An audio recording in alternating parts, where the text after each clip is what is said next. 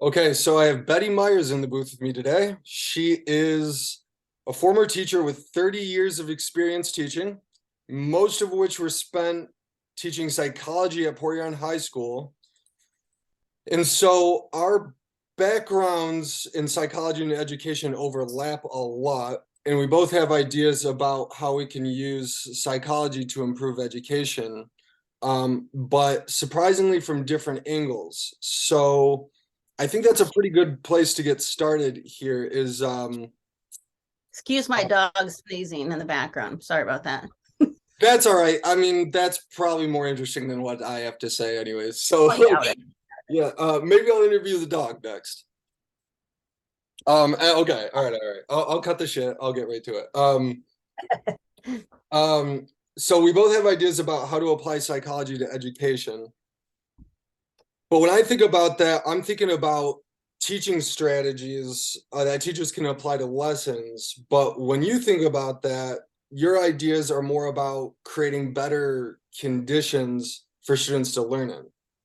So my first question for you is, what is the most important condition for learning to take place in, and why is it safety?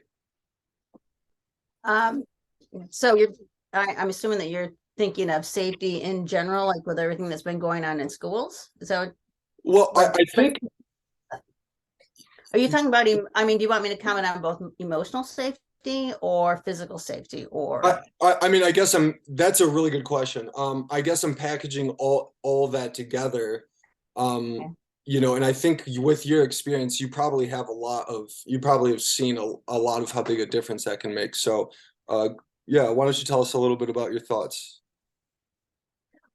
Well, I guess first and foremost, I would say that safety, both physical safety, and emotional safety are one and the same. When we're having things happen in our community, in our buildings, in our world that make kids feel unsafe, there's no way to try to combat that. I mean, there are lots of ways that we are trying to combat it, but essentially, until you can rebuild that sense of emotional security in, you know, in the education system and, in our community at large, it's hard to establish that sense of safety. You can't overcome the things that are real, that are the kids are seeing on the news, and how it impacts their lives and how it impacts their psychological well-being.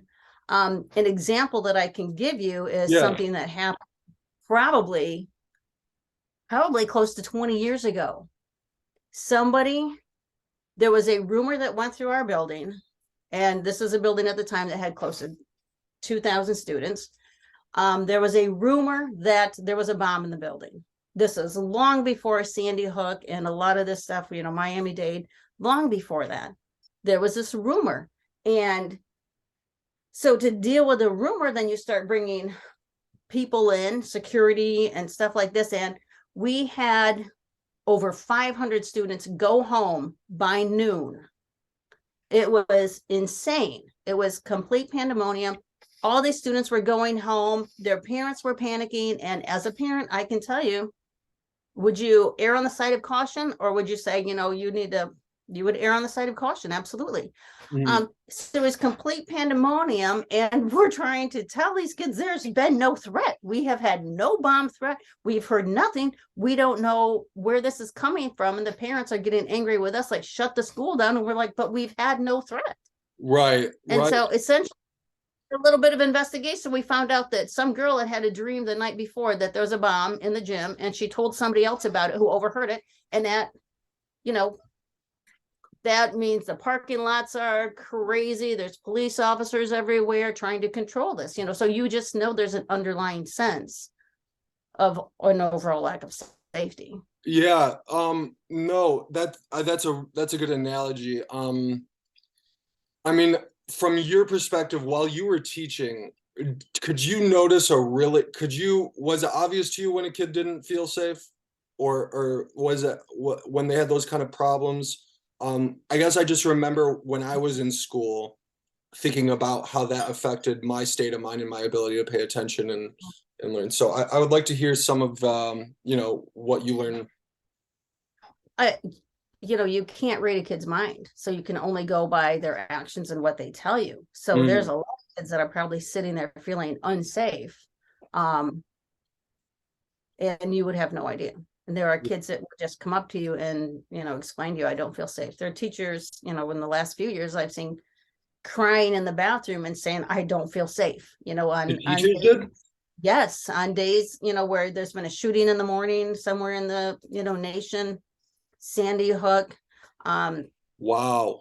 Dade, there are teachers that my advice to them was, know, you have to pull it together because you can't walk into your classroom with tears in your eyes, They look to you. that's, The kids look to you a lot, you know? yeah. Yeah. Yeah. No, I guess that's, I mean, I felt like when we were working in the same building, I thought a lot of teachers and students looked up to you in that sense. I mean, not in a really explicit way, but I could feel you kind of commanded an authority in the classroom.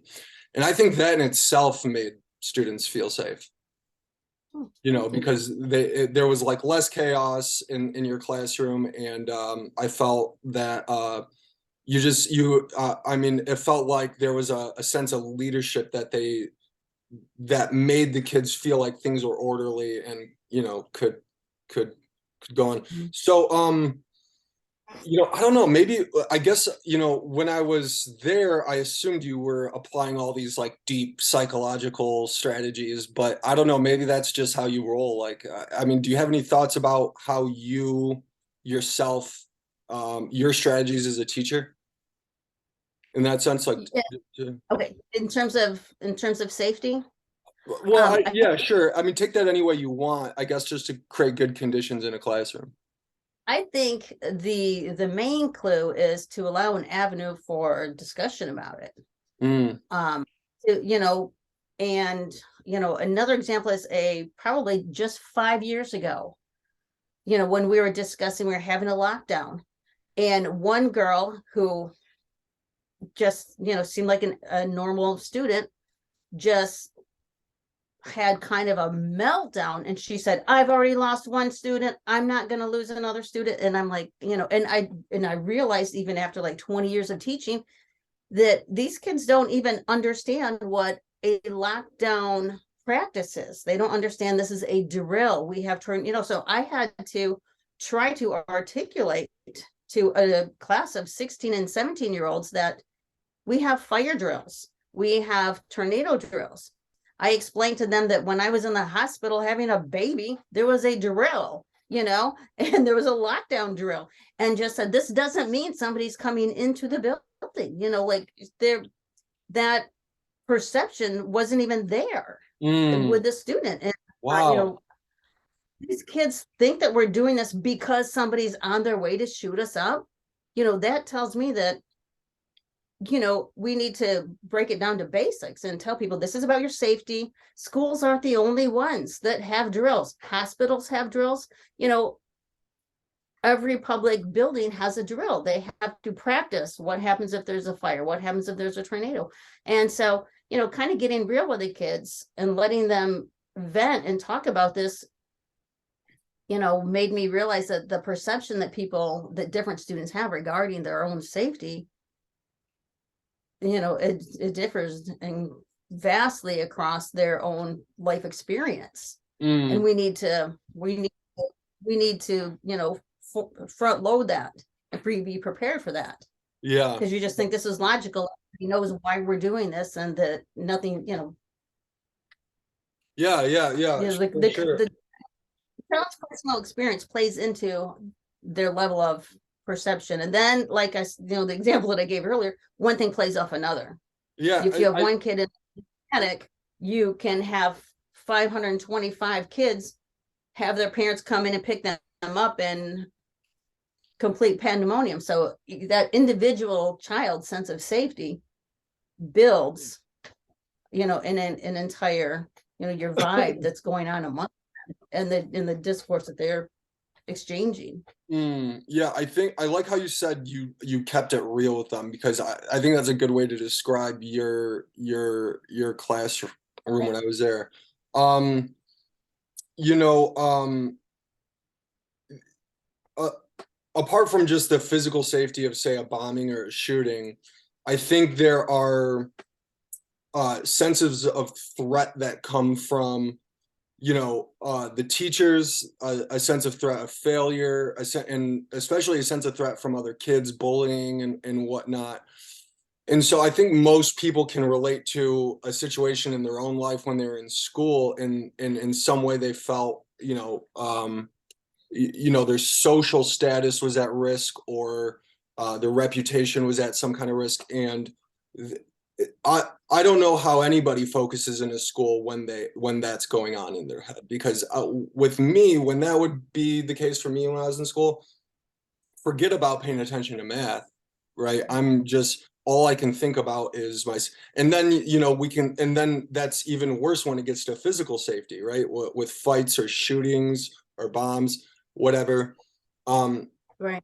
So, I guess what I'm trying to communicate to the listeners here is that condition of security and safety is the foundation for everything that comes after. And without that, I think schools, if they were to really just allocate their time and resources to creating that would make maybe the biggest difference in grades and student performance and so on.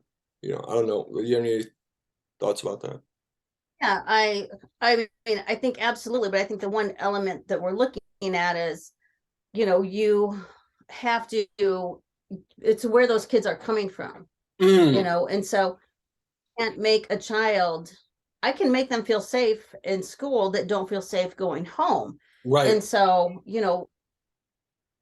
the bottom line is, in everything that we do, we can't make assumptions. You can say that, why is this kid acting out? Why is this happening? And then you have no idea what's going on, or why they don't personally feel safe. Mm, And if they've never had an adult in their life that they can trust, I'm not mm, going to be able to make them safe. You're not going to be able to make them feel safe, because we're just a representation of something that cannot be trusted. yeah, So, absolutely. and it's trying to establish a sense of connection and a relationship with them to find out where that they're coming from. Yeah. And, you know, and earlier on, you made me think of something, I was talking about having a discussion with the kids about this.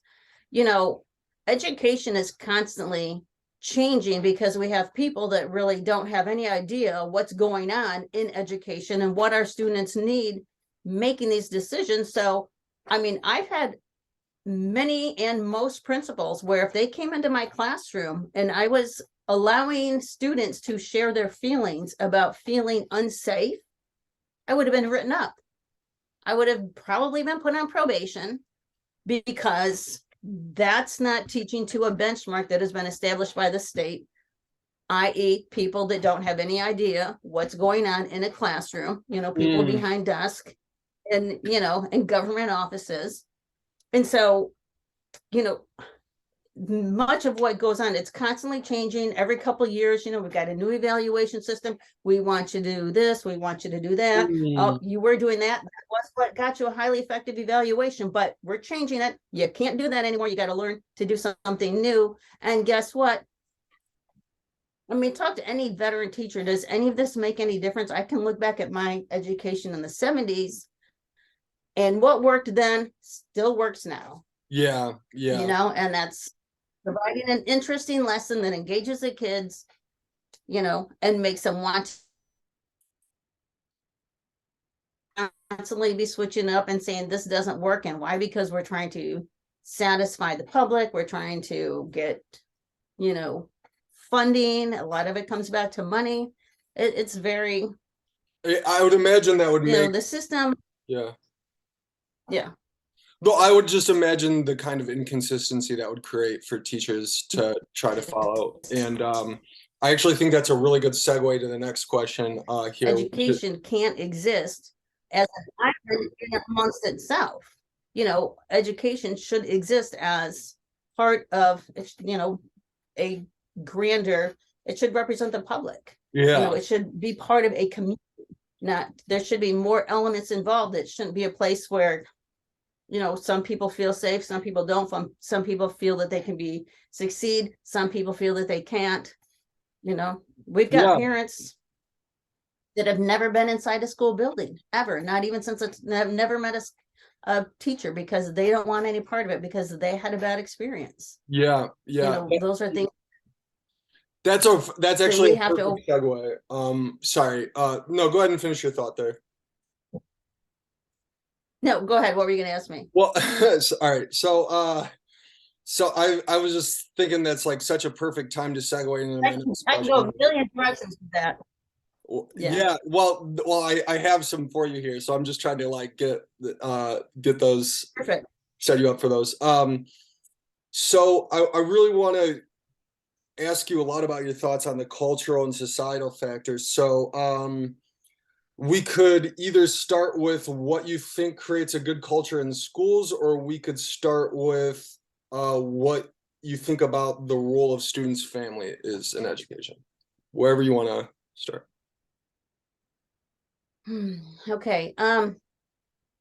Well, to start small and kind of move to a grander scale, why don't we do that? So Sure. if you start with just home life, Yeah.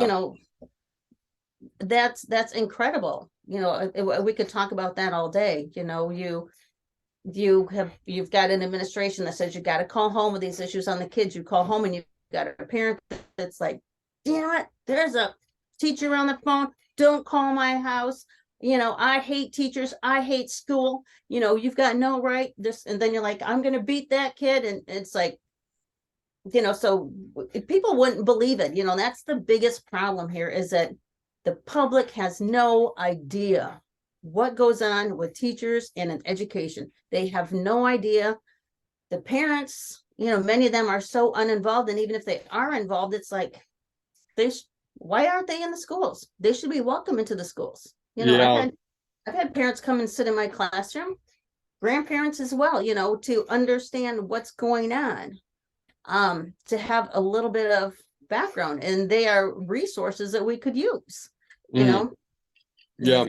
and make them feel safe, so kids feel safe, so their parents, a child could see that my parents are welcome in this building, and I think most parents are. You would like to get them in there, but then again, it's 6 hours a day, this, we've got to be more flexible with with our curriculum, to allow the contributions of other members of society. Yeah. And, Well, when we were first talking about this, when somebody brings up the idea of improving society or culture or the environment, it seems like a really overwhelming task because so many people have to get on board for that. But you had a really clever idea that I would like you to talk about a little bit with.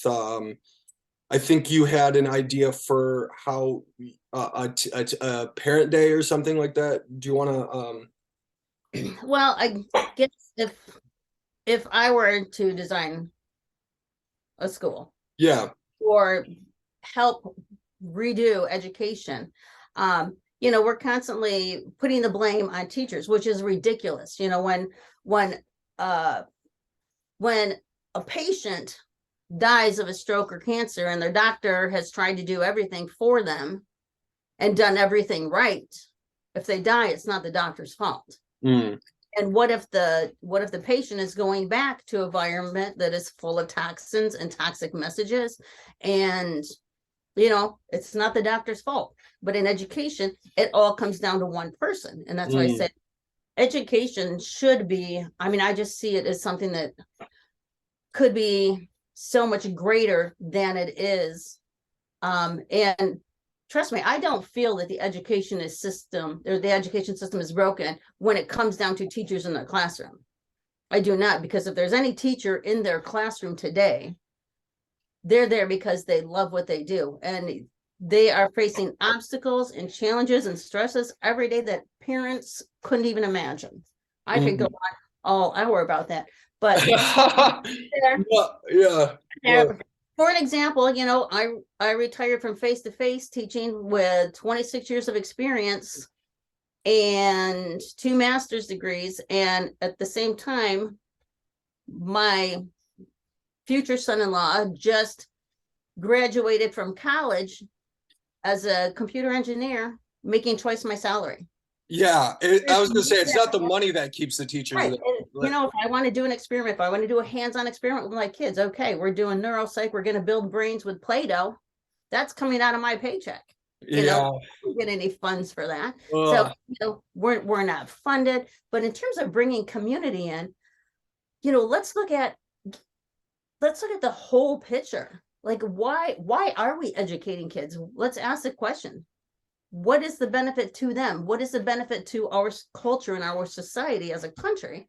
You know, it is to have productive citizens, Mm. right? And I would extend that to compassionate citizens and Mm. educated citizens who are critical thinkers, who are Mm. going to believe the lies that they may be told on TV, you know, or from wherever, are going to do some research, and critical thinkers, people that maybe love learning. And when you combine that now, especially in our post, you know, pandemic, which I know it's not over, but, you know, environment that we're living in, you know, let's think about the fact of these statistics that we're bombarded with every day, presenting facts like, you know, 20% of high school students have thought about suicide. When I hear these things, my heart breaks and my mind is blown. And not only teenagers, but in general, you know, every day there's research. We have an epidemic of loneliness in this country. Mm. And all of these avenues where people are lonely and stressed and isolated don't need to be. We could be connecting, supporting one another, and preventing all of this. You know, there's so many times where, you know, I'm in a school system talking to a principal, and why don't we do this for the kids during lunch hour? Why don't we do this, you know, as a parent, watching kids practically get run over and parents fighting in parking places to pick their kids up. It's insane. I've seen parents, as a parent, I've watched other parents act like animals and literally fight in parking lots. Why don't we have other security members there helping out? You Yeah. know, the reasoning is, and it's a legit reasoning, because we don't have the resources, Yeah. you know, but the resources are out there. There are people that are in situations in nursing homes, they are in training programs for education and social work in the ministry that need hours of service. There are, you know, there's a ton of places where we could be tapping into one another and bringing people in. Again, we'd have to make sure that security procedures and everything are in place, and, you know, background checks on these people. So, you know, I just heard of another teacher that just, a brand new teacher that should have never passed any sort of test to become a teacher, you know, that got in trouble. We you know, it's just like anything in this country. You know, you need to have responsible people that can pass psych evals, you know, and Yeah. Yeah. At the basic, if we're gonna at put the these basic people in, level. yeah, the role of a teacher, it's so crazy to me. Like the level of respect teachers got in cultures of the old, right? Or like just you know, even other countries, they're seen as the leaders of community. And when you posed the question that way, you said, uh, you know, why do we educate students in the first place? This is the first thought that came to mind was so that they can eventually grow up and have the skills and knowledge to be, you know, good employees somewhere, you know, Mhm. good at a job. But when you said, you know, really these are, you're saying, since these are really the future of our country and our societies, if you think about what kind of people you want in culture and society, how you want them to be educated, I think that's something that serves all our self-interest. I wasn't even thinking of it from that angle. So um that's a really good point I think you made. The idea you had You it just I froze for a minute. what's that? I'm sorry, what? All right, you're back. Okay. I said you just froze for a minute. Okay. Okay. Yeah. Yeah. Um, Yeah. So the idea you had was really clever to me because you had an idea for some kind of day where teacher or parents come in and they kind of flex and say, well, like, look, this is what I do, blah blah blah. You know, almost like a teacher and career day in one. Or was that sort of like the idea? um, yes and no. Okay. The if you're talking about a day, I'm talking about that being the norm for any day. Okay. Okay. If I Mm. had a school, okay, number one, there would be a petting zoo. There would not just be a petting zoo, but there would be a rescue. There's, again, this is another population. Animals are stray and, abandoned everywhere. And I mean, I've read stories about schools that have a rescue there, and kids that haven't gone to school in 2 years are coming to school at 6 o'clock in the morning, because they can take care of an animal. They can connect with an animal. I would, so I mean, that's just one aspect of it. And so I'm not just talking about animals, old people, young people, handicapped people, people of all different walks of life. It should be a community thing. It shouldn't just be come and sit in this building, okay, and do this work that's not hands-on, okay. It could be go out into the community and do that. Why not have travel, opportunities that would include parents? When I was 14, Mm, when I was 14, I went to Haiti, on a mission to plant trees, and that changes your life. 100%. I just went to Japan a few years ago, and they don't have trash. Why? Look at the problem that we have here. Why can't we go and learn from one another and help one another and make connections? Why does it have to be Pythagorean theorem? Guess what? I've never used the Pythagorean theorem in my life. Mm, yeah. Yeah. Yeah, yeah, yeah, yeah. Maybe I should have, but No, no, I think you did just fine with what you had. It is kind of crazy how ignored some of those things get.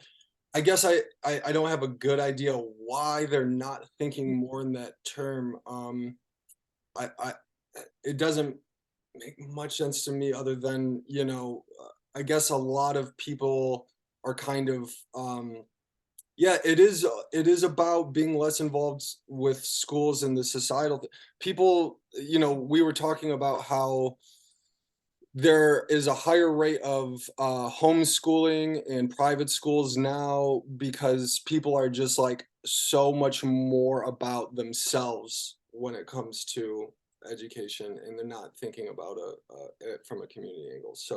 Um, so I guess you kind of already answered part of the question of what creates a good culture in schools. Um, but I don't know, do you have any other thoughts? Like if you're running your own school, what is the culture that you're trying to set? With the people in it. I mean, the culture in general would be a love of learning.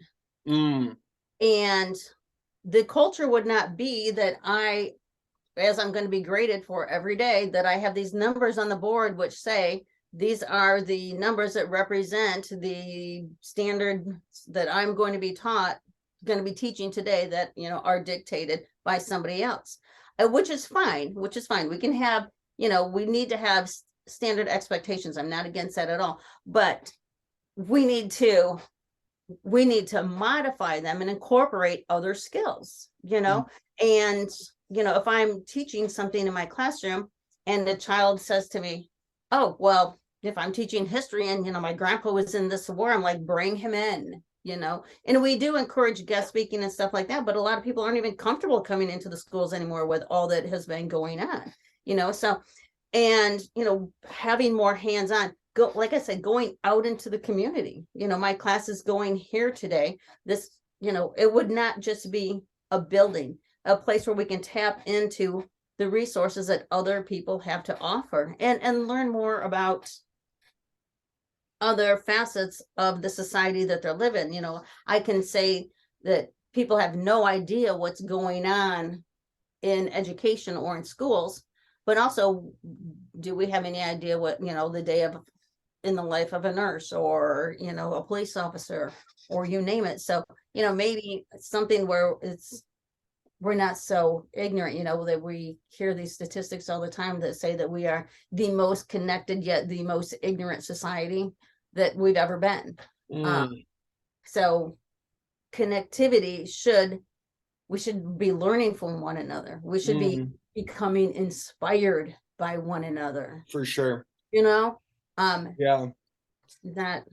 Nothing against TikTok, but not just watching. Yeah, no, you're, not anything inspiring there, but and helping one another. Yeah. One of the greatest ways that I have reached out to students, hadn't turned in a single assignment all year, that had no desire to be there, is to have them help a student that is even less capable. Oh. Then they have a sense, all the psych studies are there. Then they have a sense of belonging. Yeah. Team, because they can help somebody. Somebody looks up to them. And my grandmother taught in a one-room schoolhouse, and that was what had to be done because she was the only one there. She was a 19-year-old teacher in a one-room schoolhouse with no electricity. And, and she told me a kid in the back that always laid on the floor and came to school intoxicated, being raised by his grandparents. I mean, like some of the issues are pretty similar. Yeah. And, but she said there was no choice but to have kids help each other. Yeah. And that's the premise in Montessori. My youngest daughter went to Montessori through kindergarten and first grade, only because we don't have it beyond there. No, actually preschool and kindergarten, excuse me. And they were expected to help somebody. If you saw somebody that, couldn't get this, thing in this peg, and you knew how it was done, you were supposed to go say, hey, I can help you because I learned how to do that yesterday. They were expected to do that. And so here's my kid in first grade getting reprimanded, and like she was like this little and she was being reprimanded for being too social. Sit at your desk, because that's what the opposite of what they were taught to do in Montessori. So sit at your desk, to me, is setting kids up for failure, setting me up for failure. We've talked, I had no value in education when I was young. Because there's nothing in it for me. It was just boring. Yeah. And I had a couple classes I liked in high school, and that's what I teach today. But if you had told me, I always tell my students, if you had told me I'd be a teacher when I was in high school, I wouldn't be here today. I hated school. I never wanted to. And now I'm just a lifelong learner. I'm a voracious reader. It's like I want everything and everybody, but nothing ever made it fun or entertaining, or ever made it so I could be successful. It's like, you better stay in here during lunch because you're cursive. Everybody can go out and play, but Betty, you need to stay inside because you're not cutting it. Yeah. No, I could not relate to that more. I think we must have had a similar path, because when I was in school, it was the same thing. It was just, how could I get through this as easily and fast as possible, because there's nothing here for me.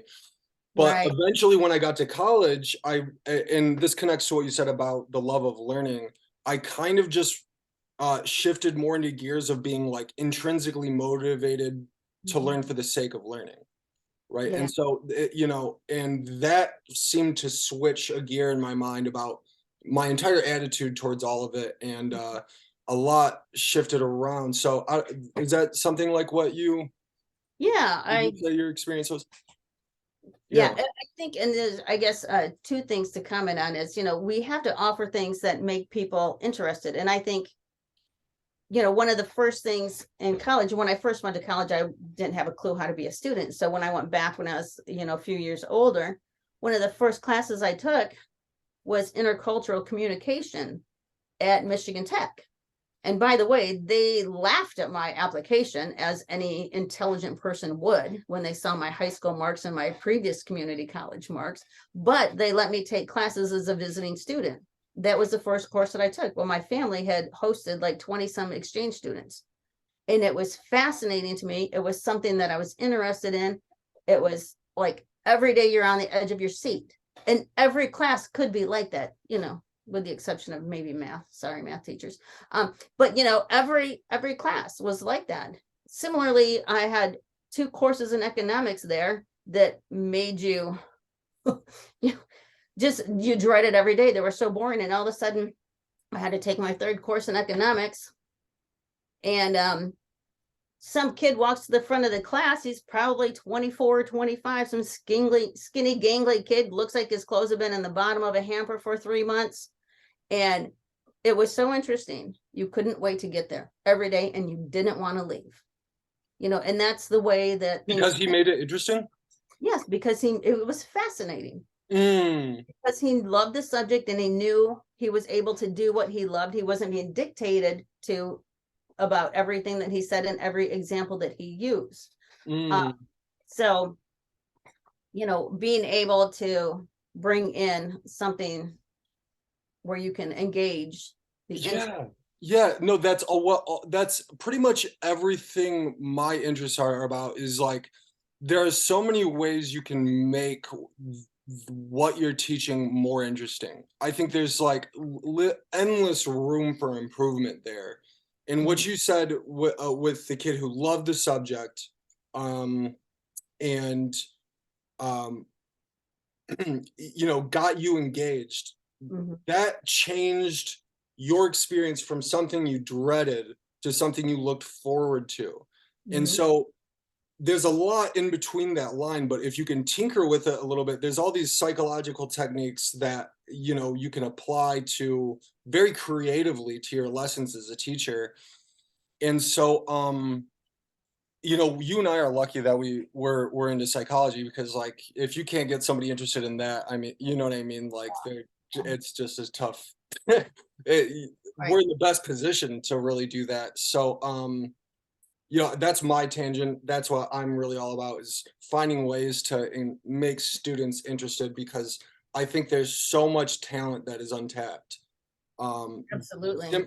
Simply because of the attention span thing, and it really isn't their fault. We got to stop thinking that way. No, I could not pay attention when I was younger. I've had students say to me, Miss Myers, are you hyper? And I'm like, of course, of course you've got, and they're like, because you never sit down. And I'm like, no, and so again, this get in your seat just sets that up for failure. But it goes back to funding as well. Like, we get no money as a teacher.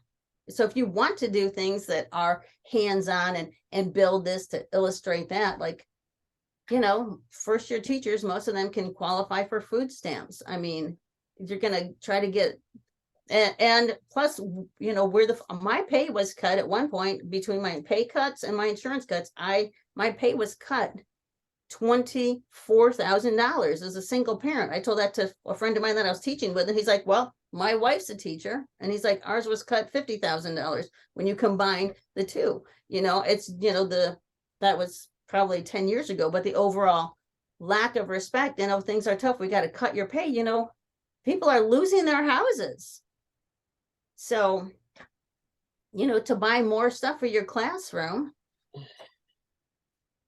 Yeah, it makes the teacher's job impossible. I don't know what they expect out of teachers. I obviously wouldn't ever, I wouldn't ever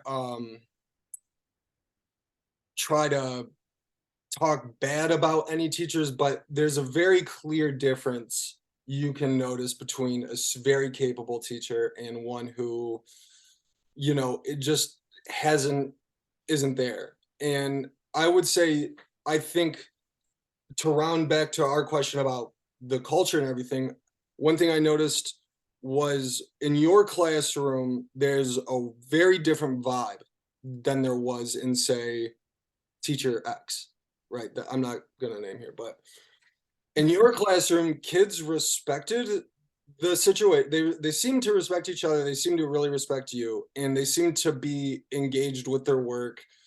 And I don't know if you consciously learned things to make that happen, or if it just came from all the years of experience. But I guess what I'm asking you is, what do you think makes a good culture in a classroom? You know, if this is a question for teachers that they can apply to their classrooms, what do you think made the difference in yours?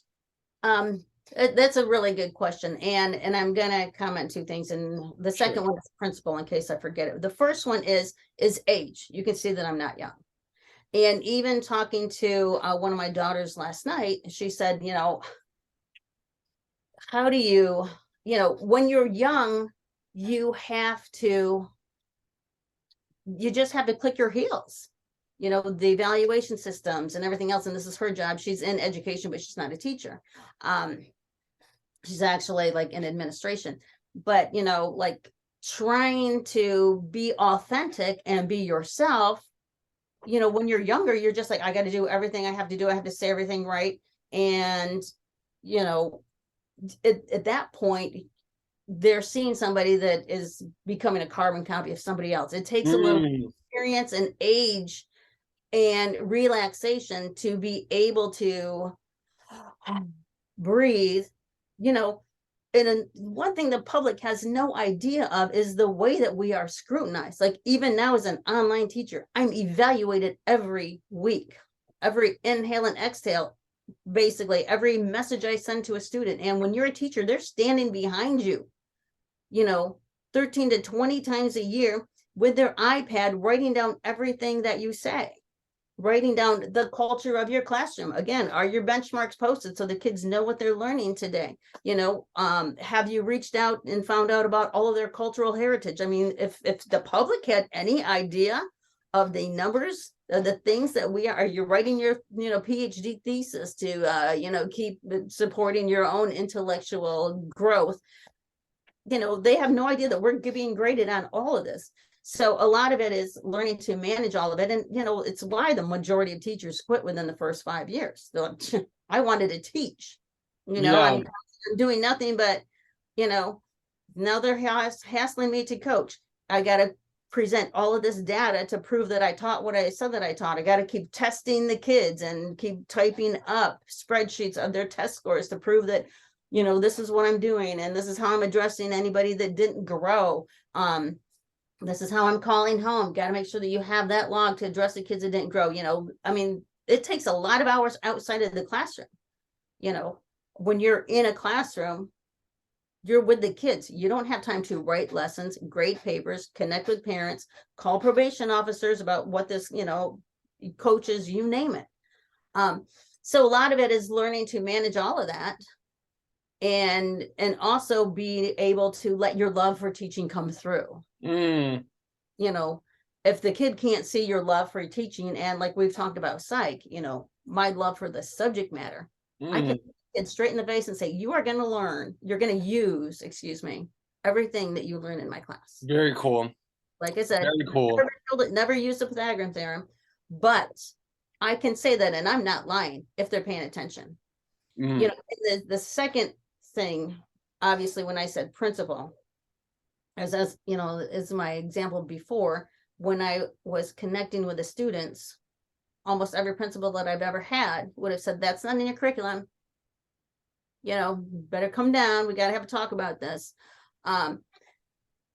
Having the most recent principal that I had at Port Huron High, and I mean, he knows I brag about him all the time, or I praise him, let me say, came in and put his sleeves, rolled his sleeves up and works alongside of you, but supports that because he connects with the kids, knows the names of the kids, is the first principal that ever learned anything about me. Yeah. To learn anything about me. Before he switched to our building, something was sent to me during the summer, and it was to every teacher, a huge questionnaire. He got to know us. A huge questionnaire. I spent 8 hours filling it out because the first principal in probably 20 years of teaching that ever cared to know anything about me. They didn't know where I'm from. They didn't know that I was a terrible student. They didn't know anything about me. Didn't care. Yeah. But then there's that connectivity, and there's building relationships with us, and also, making assistant principals build relationships with us instead of micromanaging us, which they were used to doing. But the idea that the principal establishes the building culture. And again, there's times where we've said, are you out of your mind? This is not what the kids or anybody needs. And they say, well, they've got their boss above saying, well, this is, I could lose my job if I do that. And it's like, well, and they know that's exactly what everybody needs. But again, the same thing with doing the right thing at the right moment might not be what's on their evaluation system either. Mm. So, all of this understanding where everyone else is coming from and the parameters that they're dealing with. Yeah, no, I think it's okay to name drop here. Mike Palmer. Hi, Yeah, Mike. yeah. So I have this, I wasn't like a full-time teacher or anything, but there was a very clear difference between Port Huron Northern and Port Huron High School, and um it's almost obvious that that tone was set by the leader at the top there. Like you said, what contributes to the culture of the school, what contributes to the culture of anything really is it almost always reflects the person at the top. And Mike Palmer, like you said, he learned about you, he learned about me. He didn't there's nothing he had to, there's no reason why he had to like really interact with me as an individual. But that level of respect, I think, bleeds through. And then the teachers at PH would interact with each other in a much more constructive way. They would cooperate. There's a lot of teamwork between one teacher and the next. For, say, a student goes from this class to this class, there's all kinds of communication and help between the teachers. And it's so night and day between that and other schools that are, everybody seems sort of on their own. So I think if there's one thing I would want to highlight there, it's that the principal makes Huge. the yeah.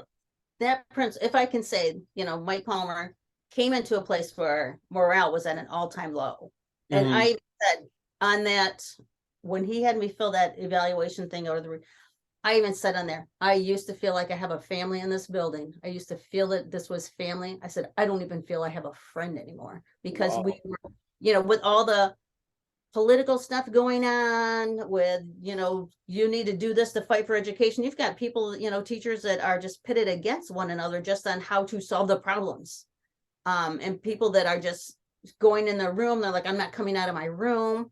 And so on and so forth, because they want to shut out all the negativity. I never had lunch in how many years teaching face to face, never had lunch in the lunchroom, because I didn't want to, number one, hear the negativity, and I didn't have time to sit down for a half hour. Mm. But one example that I do want to say about Mike Palmer and the difference in his leadership is, it was the first principal I had ever talked to that if I went to and said, Mike, I heard this kid is homeless. Mike, I heard this kid just got out of the hospital for a suicide attempt.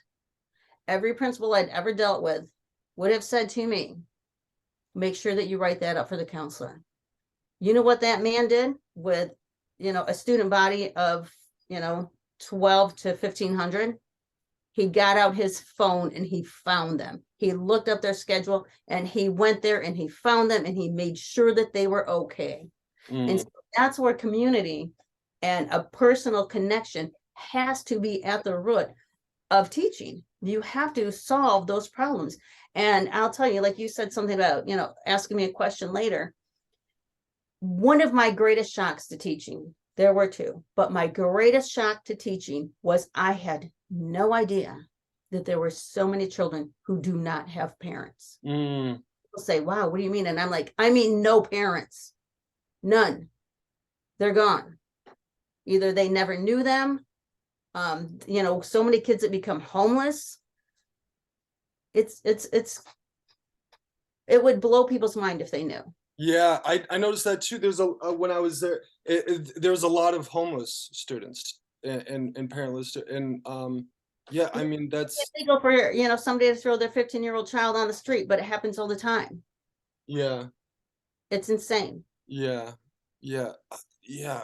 That, I mean, so is that the open-ended question? Like, so for all my interviews, I always try to give, as free open a question for pretty much the guest to ask themselves. So Did you have one in Uh, mind? well, I can say that that would be a good one. But if that's ending too bleak, that's a pretty dark. So if you Sure. Yeah. wanted to and then more of a lighter note, I guess I would say number one, that teaching was one of the greatest gifts of my life. It's the memories, the love, the vibe. It's just it can be such a meaningful experience. Mm. Say that. And if you wanted me to tell you a funny story and end on humor, I could do that too. Yeah. Yeah. Tell me a funny story.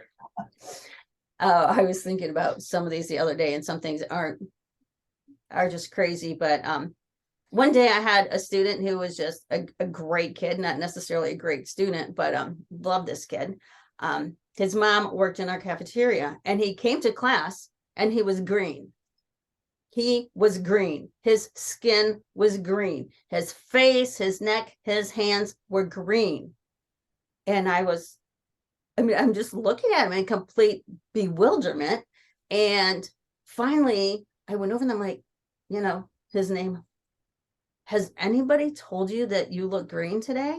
And he's like, yeah, it's like third hour or something, maybe. And no, I think it's probably second hour. And I'm like, I'm really concerned.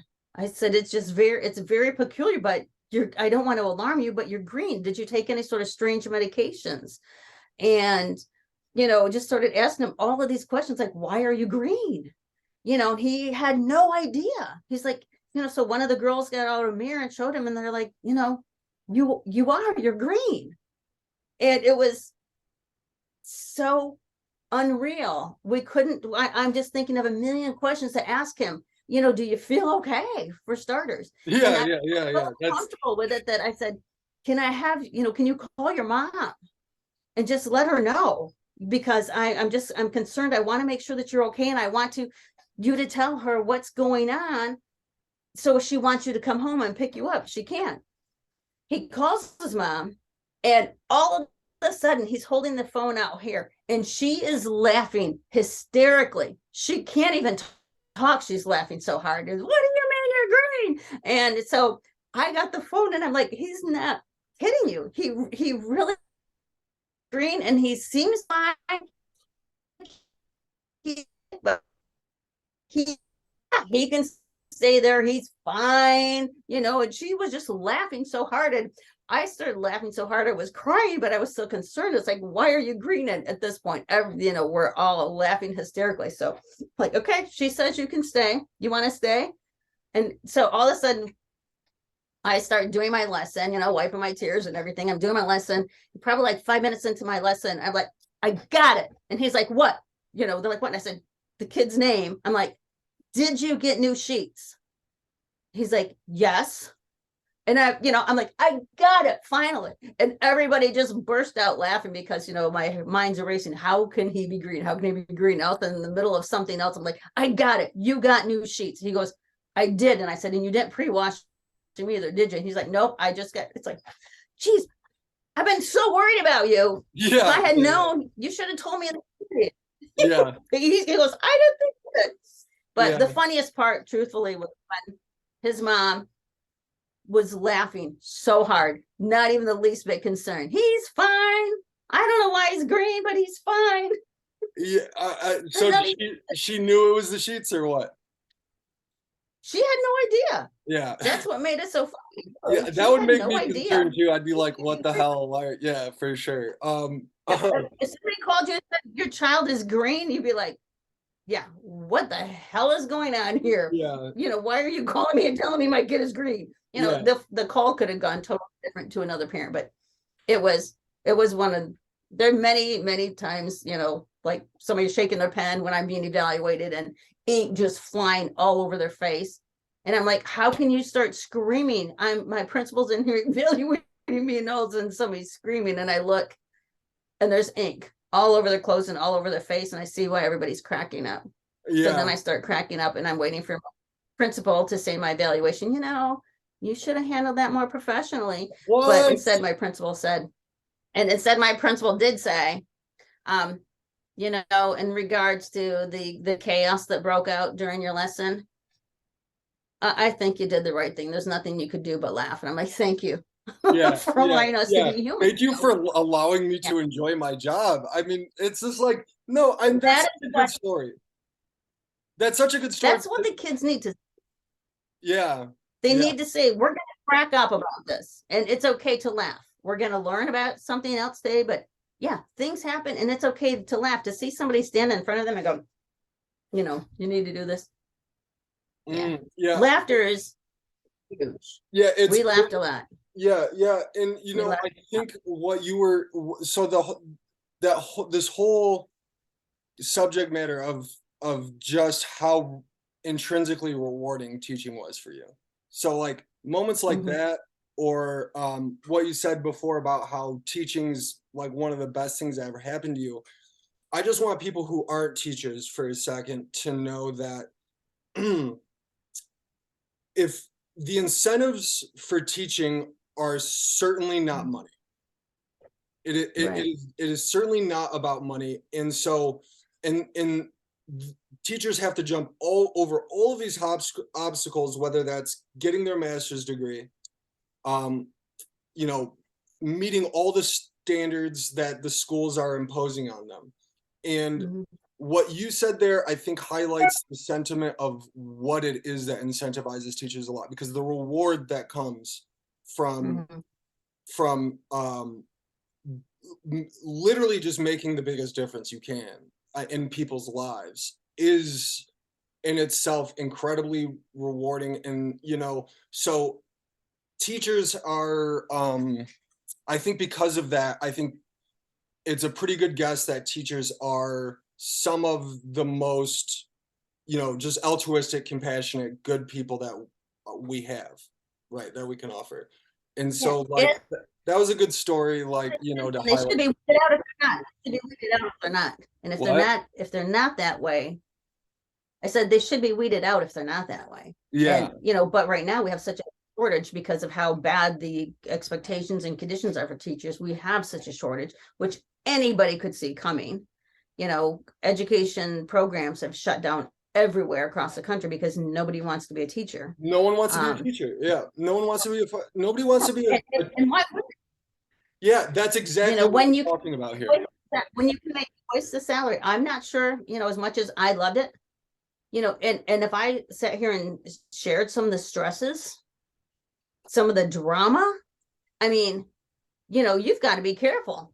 Some kid can just say, wow, she just slapped me. Some kid could say, you know, something else.